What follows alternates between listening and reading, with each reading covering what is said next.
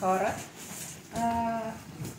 Нашето дружество, нашия дом е винаги с отворени врати за щастливи хора. И се надявам от тук да си тръгвате щастливи и все по-често да се качвате по стълбите нагоре срещу Милю, а да заставате и да оставате при Милю. Защото тук мисля, че е по-интересно. А тази вечер ще бъде много интересна. Тази вечер сме тук, защото аз имам една изключителна приятелка, Донка Налбантова, която пък има около себе си други такива, много цветни приятелки. И Донка и Дора ми се обадиха и казаха, че те пък си имат една приятелка много далече на север. Яна Кременска, и казаха страхотен човек, изключителен автор. Извинявай, аз не бях се докосвала до твоята поезия, съжалявам. Между зъбите всички поети не мога да ги прочета. И да. И казах, да, разбира се, чудесно. Аз не пропускам съвет от такива приятелки да не го премисля и да се докосна до изключителните неща, за които те знаят и ме насочват. И така аз получих тези две книжки по пощата. Буквално на следващия ден, в който казах да. И съм безумно щастлива и доволна, че имам щури хора около себе си като тях и че днес имам удоволствието и честта да разкажа и пред вас каква буря в душата ми се роди, когато четох тези стихове. Четох, препрочитах и се чувствах ужасно развълнувана. Добре си ми дошла в Пловдив, добре си дошла в нашия творчески дом, нашето място и винаги си добре дошла, когато имаш нещо ново за разказване и за показване, като тези две книжки. Много ми се иска да си говорим на ти, защото разстоянията пречат на хората. Стените пък съвсем, надявам се да ви съборим стените наистина, не да събаряме стени и след това да се стреляме през тях. И в тази връзка се надявам тази вечер ти, радиожурналиста, тихо, кротко да стоиш на този стол и да отговаряш на всичките ни въпроси. Дали прозаично, дали така отвътре с сълзи или без, както на тебе ти е удобно, или чрез стиховете, които си написала. Но ние също ще четеме твоите стихове, защото на мен лично ви харесва, знам и други хора, на които много им харесват. И съм развълнувана да ви кажа добре дошли на една чудесна вечер заедно. Сега ще ви прочета няколко неща. Ама изобщо не съм свършила. Каза ли ви някой, че съм арменка и много говоря? Да ви прочета... Ама аз това и по вестниците го пишат. Да ви прочета мъничко за нейната биография. Вероятно, виждам, че всички сте толкова възторжени и блестят очите ви, я познавате като автор, но нека да си кажем, защото това наистина е делото на един човек. Яна Кременска е автор на стихосбирките Пастирка на звездите 1992 година, Събирай ме понякога от думите 1994 година, Адажо 2002, Високо в ниското 2004, Време да те влюбя 2006, ПС 2008, Събиране на душа 2010, Сянката на Господ 2019, Напук на сезона 2018, Нека е всичко 2020 и Отглеждане на тъга 2022. Ето тези прекрасни творения тук. Обаче, не само поезия писала и проза, и всички част от творбите ѝ са награждавани с международни, национални, регионални литературни отличия. Стихотворенията са публикувани в чуждоезични издания и е носител на наградата Враца за 2005 година, носител на националната литературна награда Иван Давидков за 2022 година.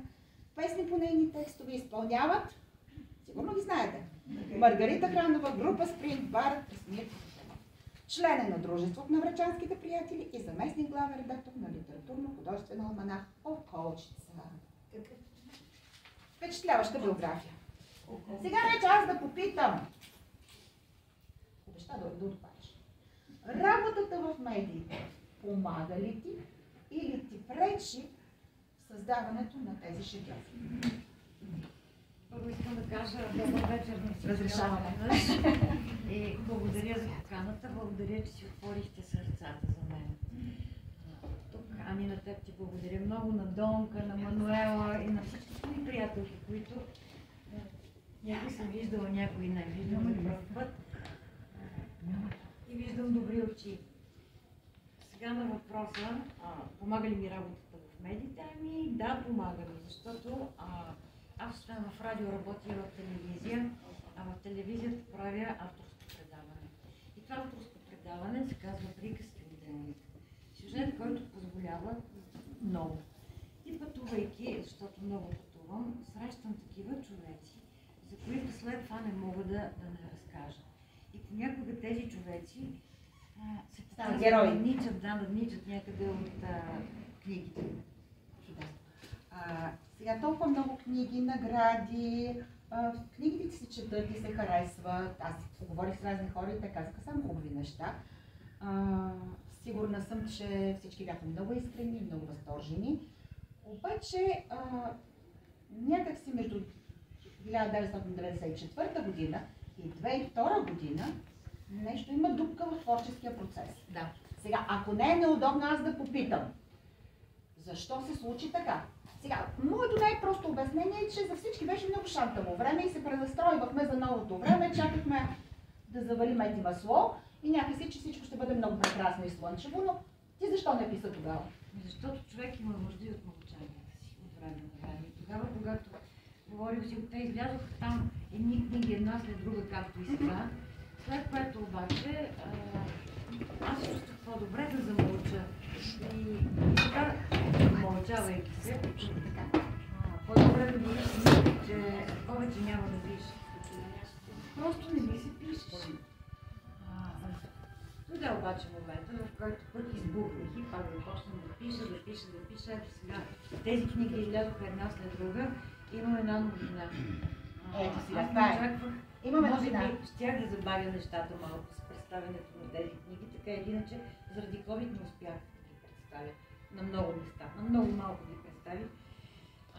Сега на ноември месец излиза следващата книга, която се казва Есенопис. И мисля, че Есенопис. Редактор е Боян Биолчев, професор Биолчев, който така, той казва, ама ако не беше в стена, нямаше да се спре да я напишеш, но му благодаря за това, че с него се работи много лесно и книгата стана много бързо. И така, това ми е новината тази вечер, че значи на пролет отново. Ами да, на пролет да. Аз вече знам и още няколко дестинации, където много ще отидеш и ще бъде страхотно. Ще бъде един тур из Пловдивско. Обещаваме ли го там? Из Пловдивско. Читалищата. Добре, аз искам обаче, ако нямаш нищо против, да поговорим малко за първо за тази книжка, предпоследната. Много ви хареса. Може да сядаш, не проблем, аз обичам да ще кажа. Значи, тук в тази книжка, нека е всичко, за тези, които не се е чели, тя е разделена на няколко части. Първата част е Лудите първи усещат, Ничие село, Броилки, аз съм Светулка. Поезията тук е необикновена, интересна, многообразна, много цветуща и сякаш виждаш и така на екран извадени човешките качества на българина. Неговото битие, ежедневието му. Стиховете са един диалог с читателя. Все едно, както сега си говориме. Съвсем непринудено, съвсем естествено. И си казваш ми, майче, този човек го познавам. Но ти изобщо не си го срещал този човек. Сега, за лудите има теории в психоаналитиците, имат такива класификации, че причина да полудееш може да има няколко причини, разбира се, основни като фактори. Едно е да имаш всичко, изведнъж всичко да загубиш и загубваш и мисловната си част. Друго е нищо да нямаш, изведнъж всичко да ти дойде отгоре и тогава пак е страшно, пак се загубваш. Другото е съвсем така физиологични причини, такива са хиляди. Но тук тази твоя героиня, изключителна, просто е някакво чудо. Това е една жена, която е пожертвала всичко, за да получи мъдрост, за да знае всичко за живота и за възможностите в него, така прочетох вътре. Възможност да вижда, което другите не могат и да не е обикновена жена. Сега, не че всички жени не искаме да сме необикновени, Но тази въобще не иска да е обикновена, тя иска да е самодива. И тя иска да е самодива, обещана на мрака. Никой да не я е прегръщал вече 1200 години, ужасно много време. 1200 нощи, пардон. Тя е молитва. Тя е бяла риза, стига до Бог, много моли при хората да се върне. Тя може само до смърт да обича, за душите, за човеците. Всичко това в сякаш един-двама герои. Сега много искам да прочета нещо, което много ме развълнува и много ми хареса.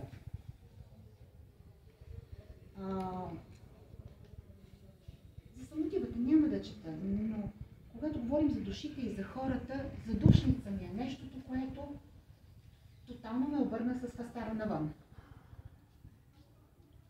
Ще се измие. Заповядай. Чувствай се като у дома си. Ще се измие, риза ще сложи, песовете си ще посреши. Знае, че му е тънка кожата. Ще набере череши. Ще му е чоглаво, ще стисне зъби, на ум с мен ще говори. С поглед ще галне по навик гълъбите. Небето няма да се отвори. Свъсено ще е душно, небе е. Как се прекрачва? Ще е такава жива задушница, че мъртвите ще заплачат. В шепа ще стиска душа и череши. И ще мълчи. Ще мълчи безутешно, защото ме обича. Сега, като четох за самотивите, за такива жестоки жени, които не си пускат половинките, ти в живота от тези самодиви ли си? Или от самодивите, които лекуват души? По-скоро второто. По-скоро второто. Ама това е много трудно. Справиш ли се? Мисля, че не е трудно. На човек му трябва много малко. За съжаление, напоследък така. Правихме тези малките жестове, средните жестове. И наскоро един приятел ми каза: абе ти, всичките ти приятели, дето ги обичаше, пък аз като обичам до край. Всичките ти приятели, дето ги обичаш и си влюбена в тях, знаеш в какво си влюбена? Влюбена си в мъката. Като усети някъде, че някой го боли нещо, че нещо има, аз съм първа там. И къде са думи, къде по някакъв начин, ето толкова му трябва на човек. И като казвам думи, за думите, нашият език е толкова красив, толкова великолепен е този език. И като ходя и се срещам с богат, и като ходя и се срещам по селата с такива баби, дядовци, дето са си запазили онези думички, които имат толкова енергия, че като я кажат, тя те, аз казвам, или те вдига до камбаните, една едничка дума. И то казано от един съвсем обикновен човек. И тя изтиска. Изтиска. Или те просто те разстрелва на място. Моите думички са такива. Не са някакви сложни, завъртени, услукани и прочи. Аз не казвам, че пиша модерна поезия. Това не мога. Това не много мога. хубаво. Мен пък това ме привлече особено много. Така. Аз съм архаична, защото може би. Майка си на това, което казах. Ете и по-нашенски. Да почакаме зимата да мине, върдуче да налеем, да отпием. Пишеш ете и леко, достъпно за великата невъзможна любов, пък за ежедневието на човека, пък за козичките, пък за селото, за китиниците. И въобще поезия. Поезия в нашето ежедневие, поезия в нашето минало, поезия в нашата същност. Ама не е ли най-важното това да оставим на децата си? Същото онова нещо, което сме го взели от вековете до нас. Защото да вземем сега ние да се префансунваме, да измисляме едни такива космически неща, но те може би децата ни някой ден ще ги видят. Но пък няма да успеят да видят онова, дето е останало от миналото. Мисля, че най-хубавото е, че оставяш това миналото да цъфне, да се вижда. И в ничие село е като на село, като у дома, с боси крака в прашната бразда, след козичките да потичваш, с вади стичащи се по лицето от дъжда, нежно, топло у дома, но хванат си, натясно си хванат и боли, така боли отляво. Неверните думи съскат, на пчелата коренчето се вижда златно, Новият свят е свит между ад и смълчано небе. И диша на пресекунки. Бере душа да се вдигне. Ето това искам да го прочета.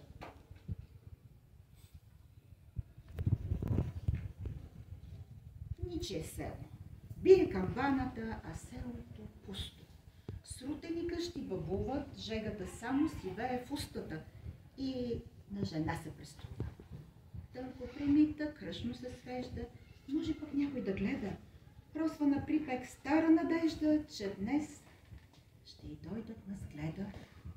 Слънце заприда, точи си нишката, с нищо нещото говори, ничие село. А Господ с въздишка любовно праща отгоре. Браво! Оттам пък наседне, каквото и да кажеш, сиво и мрачно е. Ти си една светулка в едно такова трудно време, точно с това, което правиш с думите, с миналото и с паметта. И вероятно имаш дълбока връзка с селото и с миналото. Оттам ли идва? Или просто си го носиш? Просто си го нося. Много са ме питали, какво е това село, къде са тия кози? Няма такова село. Главата си. Да, това добре, е в главата. Няма лошо в главата си, вместо мухит и бръмбари, да има кози. Душа. Хубаво, но срещаш с много хора, пътуваш много. И ужасно болният въпрос е пък, има ли живот за това наше село? Има ли живот за истинския живот? И ще го бъде ли? Има. Има. Най-обичам така. Ще ви разкажа сега. Това е тенденция навсякъде. Това, което наблюдавам аз, че масово хората се връщат в селата. Да, купуват къщи такива стари, изостанали. Ма са хора, които с хъс започват. Вземат си къщичката и почват ровичка там в двора, нещо правят. Вдига се селото и ще се вдигне. Ще има село. Супер. Добре, харесвам много стиховете, в тях имат цветове и за мен, честно е така. Надявам се много да се от коя книга е? Не знам. Есента зависи кой какво е сънувал. Есента е изкуството да не тъгуваш. Малко паече с нищица да замрежи душата ти. Точно там, дето чоплеха добри непознати. И понеже есента е възторгът на озрелите залези, и понеже си зрящ, с очи да погалиш, да подритнеш обидата като кестенче в шумата и да слушаш любовта между думите.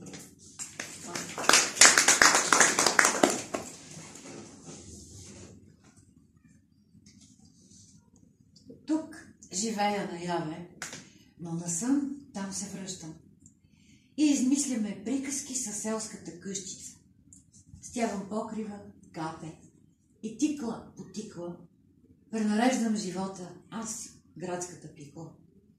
В скрина спомен от баба щурче си отглеждам и препридам оная отъняла надеждица, че се връщат в гнездата си всички прелетни птици. Наш човек си връщат две рогати козици и да носим човек. Все едно не гласам. Всичко друго е смешно и висящо на косъм. А сме толкова дребнички и сме толкова малки. Знам, че зъзнеш. Отивам да събирам палки.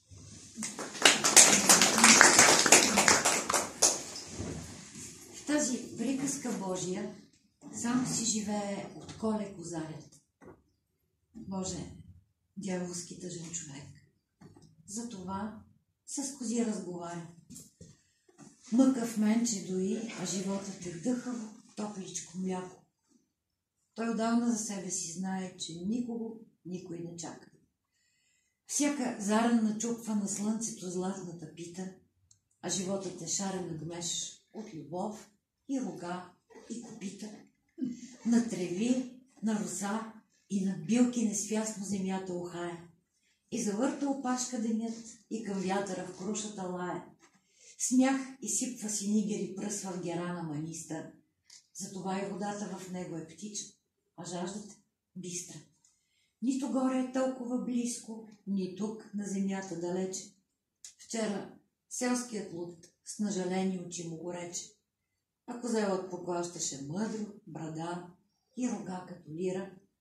Всеки ден е така. Нещо тръгва и тихичко, кротко умира.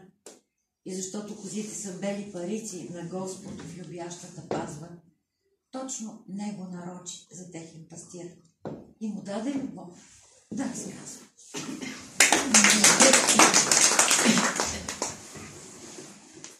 Песен ми е. Аз така го мога. Вместо да заплача, да запея. Вещица съм. Паля първо огън, после викам с поглед суховея. Да гори, да има пепелища, въгленче след мен да не остане. Като съм дошла така от нищото, не съм стока, нито съм имане. Затова, запее ли в здрача, ти кажи, не чувам тая песен. Бягай надалече. Аз не плача. Плитката ми е въже да се обесиш. Казваш, нямам плитка. Смешен, смъртен. Бягай, казвам, сляп си и не знаеш. Плели са я малките ми смърти. Бягай, не ти трябва да ги знаеш. И защото се вмълчах, а всъщност пея, и това на буря ти прилича, махай се, преди да онемея и да взема, да се обичам. А това стихотворение се казва предчувствие за мъж. Не си мой ти, не можеш да молиш. Прости ми си като грешна Рима. Едно такова смахнато кажиш, а аз отдавна не съм лято. Вижте, зима. Да ти застеля след вечеря сняг или фалшива дума да протопля. Сънува ми се не море, а бряг. Да си седя и слънчоглед да чопля. Нарязах всички рокли, няма бал. Пътовката и без това ме стяга. А дядкото с вълшебния чувал бил мъжка версия на баба Яга. Стърнище ми е цъфналата ръж. Теоретично беше крива нива. Ех, глупаво предчувствие за мъж. Я по-добре вземи и си отивай. Браво!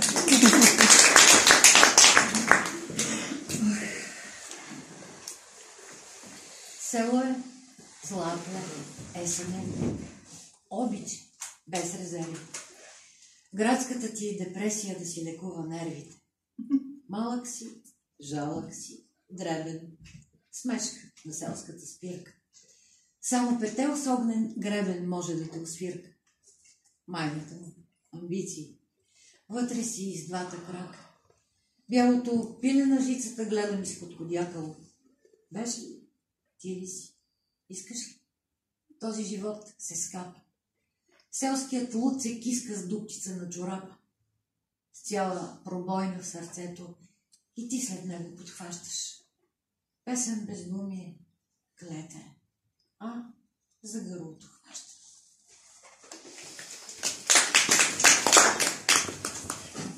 Зави мъглата всички кестени, постлаем шума. В 3 без 5 се е обесила човешка дума. Не ми се слушат новините, пак нищо ново. В приют за бедни добрините треперят голи. Въртят ги старите и костите, болите всичко. Ръмжи светът с нежен косъм, пак ще го тричат. И нищо ново под небето, и нищо свише. Небето дава пак заето. Но дишай, дишай.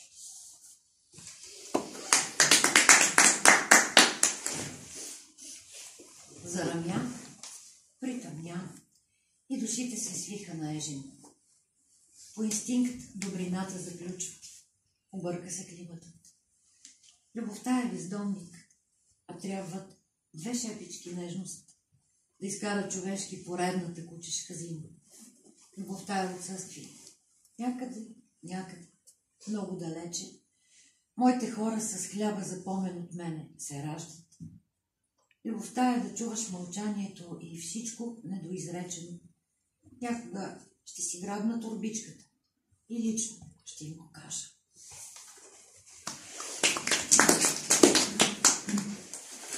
има такива, които Ани прочете и затова ви махам. Това стихотворение се казва Атанасов ден. Защото януари е такъв, Атанас дойде, облякал само риза, по-бял от нея и без капка кръв. Въздъхна и изпсува много низост. Уж толкова чепат и жив народ, а ангелите му ги виж, помай са слаби. Бе мамка му и мъжкия живот, съвсем да заприличате на баби. Мой, и лято да ви носи, все едно, това с лятото са кьор фишеци. Сипи сега да пием по едно, за малкото останали човеци. Чакайте.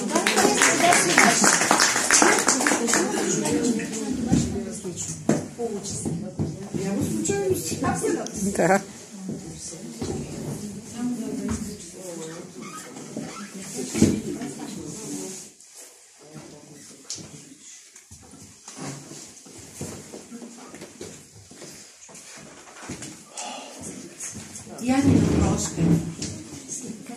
Янина прошка.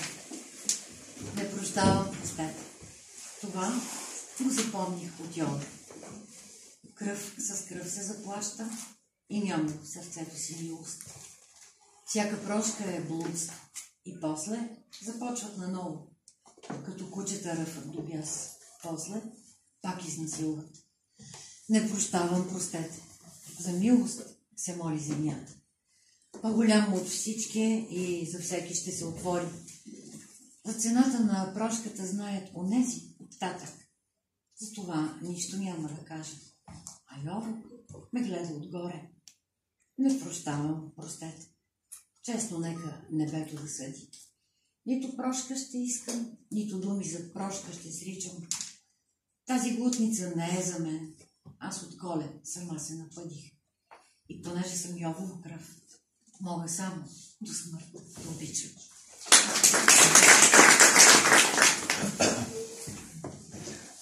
Песничка за лека нощ. Не му каза изобщо, че боли нечовешки, но успя да разкаже 3 измислени смешки. Върза вълк, а дори не бе имала куче. Вина ум, но смехът ти беше светъл и излучен. Боже, как и повярва, че била самодива. Не разбра, че отдавна не се има за живо. Че се връща за малко, ама не да остане. За мъничко само. Светлинка да му стане. Аз не бъркам изобщо, но и те не разбраха. И сами на света си мълчаха. И се стелна тъга, и се стелна умора. И запомниха вълците да се пазим от хора.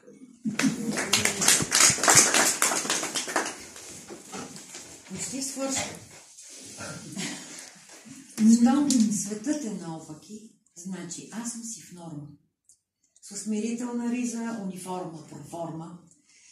Блъз е този живот. Блъз до края на трафика. Аз съм цветно петно в една шибана графика. Аз съм гърч на китара и каймака на млякото. Един ден ще си тръгна щастливо оттатък. Един ден ще си вдигна всичките гълъби.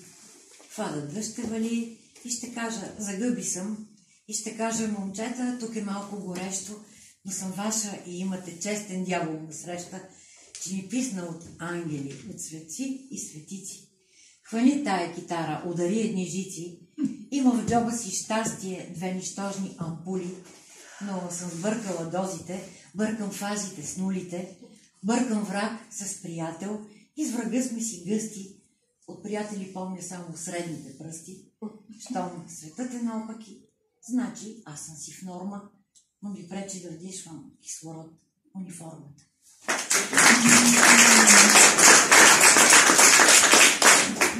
И последното, което ще ви прочита, не изпратих писмо. Аз така си мълча. Нека остане тайна на изговореното. Не тъгувам за края на есента. Не ме питай. Тъгувам за хора.